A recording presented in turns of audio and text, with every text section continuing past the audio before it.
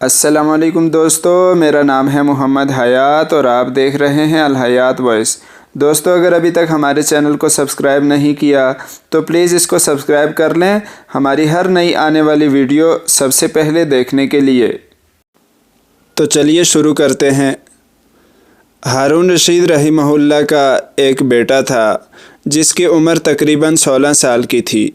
وہ بہت کثرت سے زاہدوں اور بزرگوں کی مجلس میں رہا کرتا تھا اور اکثر قبرستان میں چلا جاتا، وہاں جا کر کہتا کہ تم لوگ ہم سے پہلے دنیا میں تھے، دنیا کے مالک تھے، لیکن اس دنیا نے تمہیں نجات نہ دی، حتیٰ کہ تم قبروں میں پہنچ گئے۔ کاش مجھے کسی طرح خبر ہوتی کہ تم پر کیا گزری ہے اور تم سے کیا کیا سوال و جواب ہوئے ہیں، اور اکثر یہ شعر پڑھا کرتا: تروعنی الجنائز کل یوم ویحزننی بکاء النائحات۔ مجھے جنازے ہر دن ڈراتے ہیں اور مرنے والوں پر رونے والیوں کی آوازیں مجھے غمگین رکھتی ہیں۔ ایک دن وہ اپنے بادشاہ کی مجلس میں آیا۔ اس کے پاس وزراء، امراء سب جمع تھے اور لڑکے کے بدن پر ایک معمولی کپڑا تھا اور سر پر ایک لنگی بندھی ہوئی تھی۔ اراکین سلطنت آپس میں کہنے لگے کہ اس پاگل لڑکے کی حرکتوں نے امیر المومنین کو بھی دوسرے بادشاہوں کی نگاہ میں ذلیل کر دیا ہے۔ اگر امیر المومنین اس کو تنبیہ کریں تو شاید یہ اپنی اس حالت سے باز آ جائے۔ امیر المومنین نے یہ بات سن کر اس سے کہا کہ بیٹا، تو نے مجھے لوگوں کی نگاہ میں ذلیل کر رکھا ہے۔ اس نے یہ بات سن کر باپ کو تو کوئی جواب نہیں دیا، لیکن ایک پرندہ وہاں بیٹھا تھا، اس کو کہا کہ اس ذات کا واسطہ جس نے مجھے پیدا کیا، تو میرے ہاتھ پر آ کر بیٹھ جا۔ وہ پرندہ وہاں سے اڑ کر اس کے ہاتھ پر آ کر بیٹھ گیا، پھر کہا کہ اب اپنی جگہ چلا جا۔ وہ ہاتھ پر سے اڑ کر اپنی جگہ چلا گیا۔ اس کے بعد اس نے عرض کیا کہ ابا جان، اصل میں آپ دنیا سے جو محبت کر رہے ہیں اس نے مجھے رسوا کر رکھا ہے۔ اب میں نے یہ ارادہ کر لیا ہے کہ آپ سے جدائی اختیار کروں۔ یہ کہہ کر وہاں سے چل دیا اور ایک قرآن شریف صرف اپنے ساتھ لے لیا۔ چلتے ہوئے ماں نے ایک بہت قیمتی انگوٹھی بھی اس کو دے دی کہ ضرورت کے وقت اس کو فروخت کر کے کام میں لے آئے۔ وہ یہاں سے چل کر بصرہ پہنچ گیا اور مزدوروں میں کام کرنے لگا۔ پورے ہفتے میں صرف ایک دن ہفتے کو مزدوری کرتا اور 8 دن تک وہ مزدوری کے پیسے خرچ کرتا، اور 8ویں دن پھر ہفتے کو مزدوری کر لیتا اور 1 درم اور 1 دانک یعنی درم کا 6واں حصہ مزدوری لیتا۔ اس سے کم یا زیادہ نہ لیتا، 1 دانک روزانہ خرچ کرتا۔ ابو عامر بصری رحمہ اللہ کہتے ہیں کہ میری ایک دیوار گر گئی تھی، اس کو بنوانے کے لیے میں کسی معمار کی تلاش میں نکلا۔ کسی نے بتایا کہ یہ شخص بھی تعمیر کا کام کرتا ہے۔ میں نے دیکھا کہ نہایت خوبصورت لڑکا بیٹھا ہے، ایک زنبیل پاس رکھی ہے اور قرآن شریف دیکھ کر پڑھ رہا ہے۔ میں نے اس سے پوچھا کہ لڑکے مزدوری کرو گے؟ کہنے لگا کیوں نہیں، ضرور کریں گے۔ آپ بتائیں کہ کیا خدمت مجھ سے لینی ہے؟ میں نے کہا گارے مٹی کا کام لینا ہے۔ اس نے کہا کہ 1 درم اور 1 دانک مزدوری ہوگی اور نماز کے اوقات میں کام نہیں کروں گا، مجھے نماز کے لیے جانا ہوگا۔ میں نے اس کی دونوں شرطیں منظور کر لیں اور اس کو لا کر کام پر لگا دیا۔ مغرب کے وقت جب میں نے دیکھا تو اس نے 10 آدمیوں کے بقدر کام کر لیا تھا۔ میں نے اس کو مزدوری میں 2 درم دیے، اس نے شرط سے زیادہ لینے سے انکار کر دیا اور 1 درم اور 1 دانک لے کر چلا گیا۔ دوسرے دن میں پھر اس کی تلاش میں نکلا، وہ مجھے کہیں نہیں ملا۔ میں نے لوگوں سے تحقیق کی کہ ایسی ایسی صورت کا ایک لڑکا مزدوری کیا کرتا ہے، کسی کو معلوم ہے کہ وہ کہاں ملے گا؟ لوگوں نے بتایا کہ وہ صرف ہفتے کے دن ہی مزدوری کرتا ہے، اس سے پہلے تمہیں کہیں نہیں ملے گا۔ مجھے اس کے کام کو دیکھ کر ایسی رغبت ہوئی کہ میں نے 8 دن کو اپنی تعمیر بند کر کے ہفتے کے دن اس کی تلاش کو نکلا۔ وہ اسی طرح بیٹھا قرآن شریف پڑھتا ہوا ملا۔ میں نے سلام کیا اور مزدوری کرنے کو پوچھا۔ اس نے وہی پہلی 2 شرطیں بیان کی، میں نے منظور کر لیں۔ وہ میرے ساتھ آ کر کام میں لگ گیا۔ مجھے اس پر حیرت ہو رہی تھی کہ پچھلے ہفتے کو اس اکیلے نے 10 آدمیوں کا کام کس طرح کر لیا تھا۔ اس لیے اس مرتبہ میں نے ایسی طرح چھپ کر کہ وہ مجھے نہ دیکھے اس کے کام کرنے کا طریقہ دیکھا تو یہ منظر دیکھا کہ وہ ہاتھ میں گارا لے کر دیوار پر ڈالتا ہے اور پتھر اپنے آپ ہی ایک دوسرے کے ساتھ جڑتے چلے جاتے ہیں۔ مجھے یقین ہو گیا کہ یہ کوئی اللہ کا ولی ہے، سبحان اللہ، اور اللہ کے اولیاء کے کاموں کی غیب سے مدد ہوتی ہی رہتی ہے۔ جب شام ہوئی تو میں نے اس کو 3 درم دینا چاہے، اس نے لینے سے انکار کر دیا کہ میں اتنے درم کیا کروں گا، اور 1 درم اور 1 دانک لے کر چلا گیا۔ میں نے 1 ہفتہ پھر انتظار کیا اور تیسرے ہفتے کو پھر میں اس کی تلاش میں نکلا، مگر وہ مجھے کہیں نہ ملا۔ میں نے لوگوں سے تحقیق کی۔ ایک شخص نے بتایا کہ وہ 3 دن سے بیمار ہے، فلاں ویرانے جنگل میں پڑا ہے۔ میں نے ایک شخص کو اجرت دے کر اس پر راضی کیا کہ وہ مجھے اس جنگل میں پہنچا دے۔ وہ مجھے ساتھ لے کر اس جنگل ویرانے میں پہنچا تو میں نے دیکھا کہ وہ بے ہوش پڑا ہے، آدھی اینٹ کا ٹکڑا سر کے نیچے رکھا ہوا ہے۔ میں نے اس کو سلام کیا، اس نے جواب نہ دیا۔ میں نے دوسری مرتبہ سلام کیا تو اس نے آنکھ کھولی اور مجھے پہچان لیا۔ میں نے جلدی سے اس کا سر اینٹ پر سے اٹھا کر اپنی گود میں رکھ لیا۔ اس نے سر ہٹا لیا اور چند شعر پڑھے، جن میں سے 2 یہ ہیں: یا صاحبی لا تغترر بتنعمی فالعمر ينفد والنعیم یزول واذا حملت الى القبور جنازة فاعلم بانک بعدها محمول۔ میرے دوست، دنیا کی نعمتوں سے دھوکے میں نہ پڑ۔ عمر ختم ہوتی جا رہی ہے اور یہ نعمتیں سب ختم ہو جائیں گی۔ جب تو کوئی جنازہ لے کر قبرستان میں جائے تو یہ سوچتا رہا کر کہ تیرا بھی ایک دن اسی طرح جنازہ اٹھایا جائے گا۔ اس کے بعد اس نے مجھ سے کہا کہ ابو عامر، جب میری روح نکل جائے تو مجھے نہلا کر میرے اسی کپڑے میں مجھے کفن دے دینا۔ میں نے کہا میرے محبوب، اس میں کیا حرج ہے کہ میں تیرے کفن کے لیے نئے کپڑے لے آؤں؟ اس نے جواب دیا کہ نئے کپڑوں کے زندہ لوگ زیادہ مستحق ہیں۔ یہ جواب حضرت ابو بکر صدیق رضی اللہ تعالیٰ عنہ کا جواب ہے۔ انہوں نے بھی اپنے وصال کے وقت یہی فرمائش کی تھی کہ میری انہی چادروں میں کفن دے دینا، اور جب ان سے نئے کپڑے کی اجازت چاہی گئی تو انہوں نے یہی جواب دیا تھا۔ لڑکے نے کہا کہ کفن تو پرانا ہو یا نیا، بہرحال بوسیدہ ہو جائے گا۔ آدمی کے ساتھ تو صرف اس کا عمل ہی رہتا ہے، اور یہ میری لنگی اور لوٹا قبر کھودنے والے کو مزدوری میں دے دینا، اور یہ انگوٹھی اور قرآن شریف ہارون رشید تک پہنچا دینا، اور اس کا خیال رکھنا کہ خود انہی کے ہاتھ میں دینا، اور یہ کہہ کر دینا کہ ایک پردیسی لڑکے کی یہ میرے پاس امانت ہے، اور وہ آپ سے یہ کہہ گیا ہے کہ ایسا نہ ہو کہ اسی غفلت میں اور دھوکے میں آپ کی موت آ جائے۔ یہ کہہ کر اس کی روح نکل گئی۔ اس وقت مجھے معلوم ہوا کہ یہ لڑکا شہزادہ تھا۔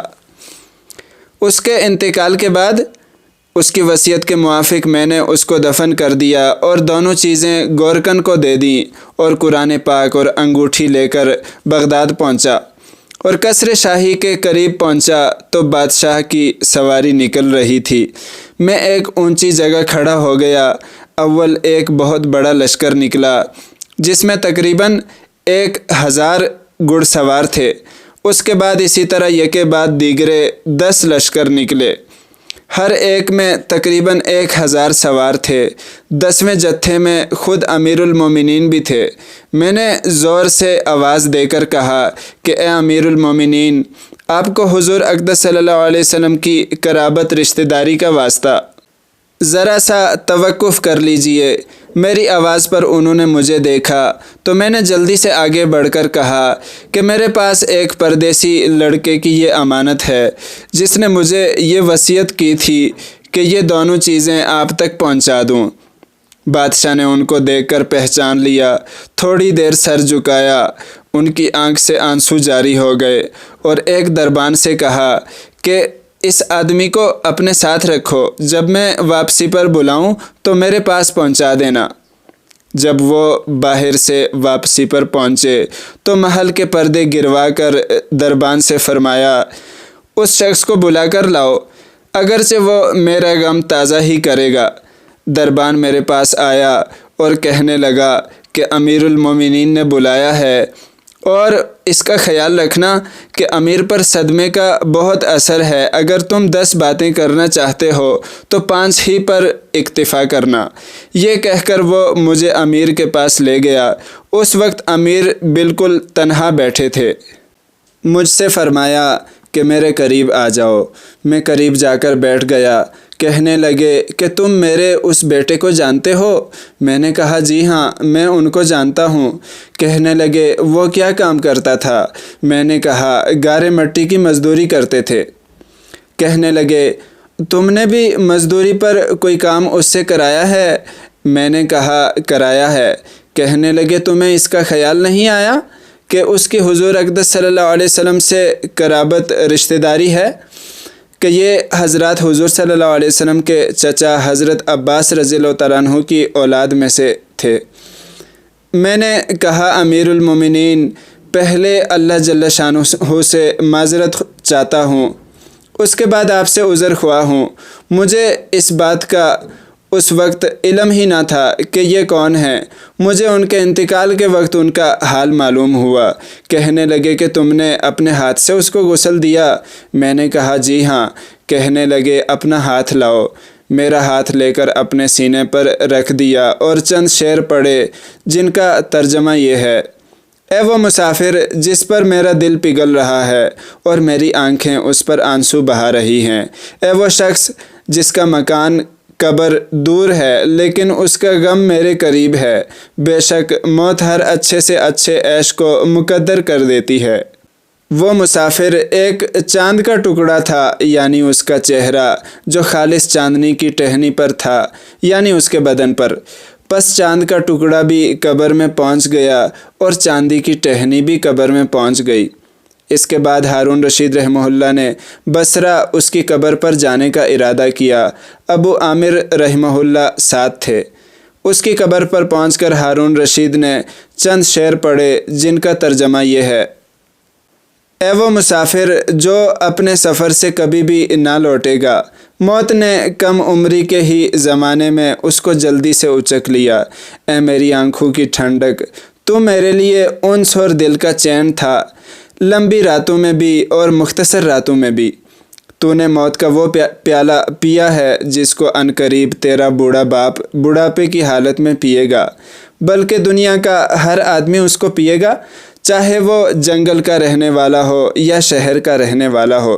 बस सब तारीफ़ें उसी वहदहू ला शरीक लहू के लिए हैं जिसकी लिखी हुई तकदीर के ये करिश्मे हैं। अबू आमिर कहते हैं कि इसके बाद जो रात आई तो जब मैं अपने वज़ाइफ पूरे करके लेटा ही था कि मैंने ख्वाब में एक नूर का कुब्बा देखा जिसके ऊपर अबर की तरह नूर ही नूर फैल रहा है। उस नूर के अबर में से उस लड़के ने मुझे आवाज़ देकर कहा, अबू आमिर, तुम्हें हक़ तआला शानुहु जज़ाए खैर अता फ़रमाए। तुमने मेरी तजहीज़ व तकफ़ीन की और पूरी वसीयत पूरी की। मैंने उससे पूछा कि मेरे प्यारे तेरा क्या हाल गुज़रा?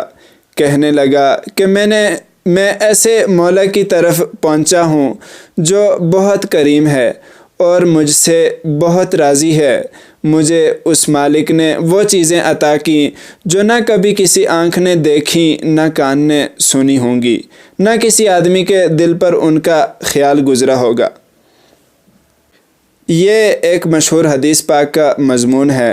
हुज़ूर अक़दस सल्लल्लाहु अलैहि वसल्लम इरशाद फरमाते हैं कि अल्लाह जल्ल शानुहु का पाक इरशाद है कि मैंने अपने नेक बंदू के लिए ऐसी चीज़ें तैयार कर रखी हैं जो ना किसी आँख ने कभी देखी, ना कान ने सुनी, ना किसी के दिल पर उनका ख्याल गुज़रा। حضرت عبداللہ بن مسعود رضی اللہ تعالیٰ عنہ فرماتے ہیں کہ تورات میں لکھا ہے کہ حق تعالیٰ شانہ نے ان لوگوں کے لیے جن کے پہلو رات کو خوابگاہوں سے دور رہتے ہیں، یعنی تہجد گزاروں کے لیے وہ چیزیں تیار کر رکھی ہیں جن کو نہ کسی آنکھ نے دیکھا، نہ کان نے سنا، نہ کسی آدمی کے دل پر ان کا خیال گزرا، نہ ان کو کوئی مقرب فرشتہ جانتا ہے، نہ کوئی نبی رسول جانتا ہے۔ اور یہ مضمون قرآن پاک میں بھی ہے، فَلَا تَعْلَمُ نَفْسٌ مَّا أُخْفِيَ لَهُم مِّن قُرَّةِ أَعْيُن، کسی شخص کو خبر نہیں جو آنکھوں کی ٹھنڈک کا سامان ایسے لوگوں کے لیے خزانہ غیب میں موجود ہے۔ اس کے بعد اس لڑکے نے کہا کہ حق تعالیٰ شانہ نے قسم کھا کر فرمایا ہے کہ جو بھی دنیا سے اس طرح نکل آئے جیسا میں نکل آیا، اس کے لیے یہی اعزاز اور اکرام ہیں جو میرے لیے ہوئے۔ صاحب روز کہتے ہیں کہ یہ سارا قصہ مجھے اور طریقے سے بھی پہنچا ہے۔ اس میں یہ بھی ہے کہ کسی شخص نے ہارون رشید سے اس لڑکے کے متعلق سوال کیا تو انہوں نے بتایا کہ میرے بادشاہ ہونے سے پہلے یہ لڑکا پیدا ہوا تھا، بہت اچھی تربیت پائی تھی، قرآن پاک بھی پڑھتا تھا اور علوم بھی پڑھے تھے۔ جب میں بادشاہ بن گیا تو یہ مجھے چھوڑ کر چلا گیا، میری دنیا سے اس نے کوئی راحت نہ اٹھائی۔ چلتے وقت میں نے ہی اس کی ماں کو کہا تھا کہ اس کو یہ انگوٹھی دے دے۔ اس انگوٹھی کا یاقوت بہت زیادہ قیمتی تھا، مگر یہ اس کو بھی کام میں نہ لایا، مرتے وقت واپس کر گیا۔ یہ لڑکا اپنی والدہ کا بڑا فرمانبردار تھا۔ جس باپ کی دنیا داری سے یہ صاحبزادہ رنجیدہ ہو کر گیا، یعنی ہارون رشید رحمہ اللہ، بہت نیک دل بادشاہوں میں ان کا شمار ہے۔ دولت اور ثروت کے ساتھ لغزشیں تو ہو ہی جاتی ہیں، لیکن ان کے دینی کارنامے تاریخ کی کتابوں میں کثرت سے موجود ہیں۔ بادشاہت کے زمانے میں 100 رکعت نفل روزانہ پڑھنے کا معمول مرتے وقت تک رہا، اور اپنے ذاتی مال سے 1000 درہم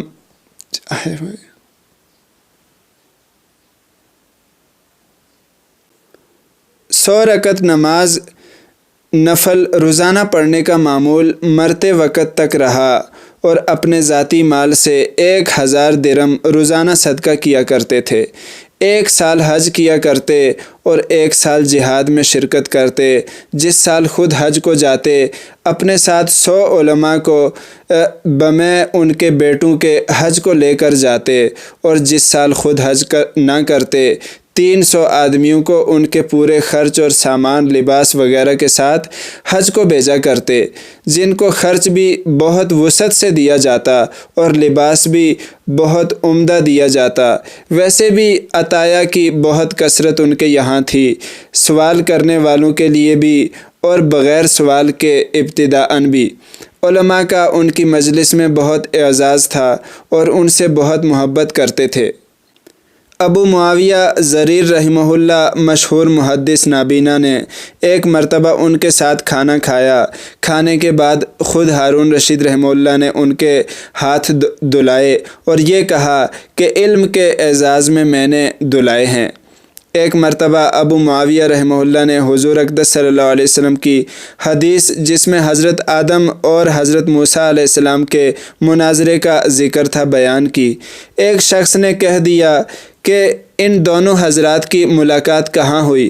تو بادشاہ کو غصہ آ گیا اور کہا میری تلوار لاؤ، زندیق بددین حضور صلی اللہ علیہ وسلم کی حدیث پر اعتراض کرتا ہے۔ نصیحت کی باتوں پر بہت کثرت سے رونے والے تھے۔